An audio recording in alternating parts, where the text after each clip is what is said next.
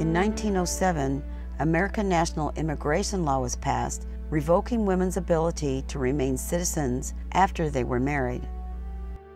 Arizona was 5 years from becoming a state, and many third, even fourth-generation women born in Arizona Territory were required to reapply for citizenship.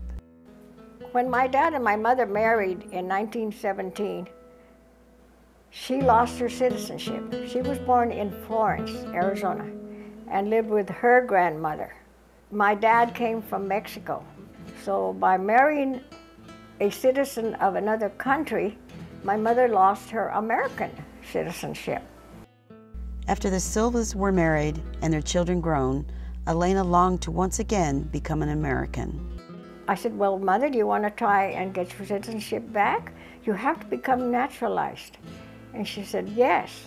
She studied about a year, at least a year, before she said, I think I'm ready. And I applied for her to go and take her citizenship test. There were seas of young faces, people that had come from area schools, and there were judges and attorneys. As soon as she saw these people coming into the room, she started praying in Spanish. I could hear, ay Dios, help me. When the judge started questioning her, she froze. She couldn't answer, and I should say to her, answer, Mama, answer. So finally they dismissed her. Mrs. Silvas went home and studied for another year. She was frightened, and she searched for courage to take her test a second and a third time. Well, we did go again, the third time, and she froze. So I said, Mama, answer. And the judge said, please don't coach. I said, I don't have to coach her. She knows it better than I do. I have to look it up, she doesn't. I said, she's nervous. She's out of her element here.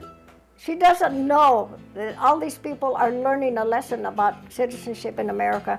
I said, my mother never goes anywhere except to the movies once in a blue moon. The judge did listen to me. He said, if your mother is nervous, it's time for lunch, let us take a break, and when you come back, we'll give Mrs. Silvas another chance.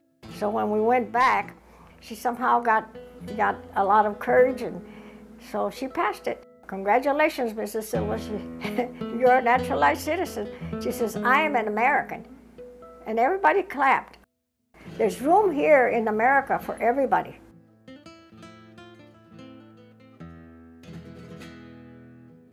This Arizona Centennial Minute has been sponsored by Corner to Corner Productions, preserving our past, building our future, www.ctcfilms.com.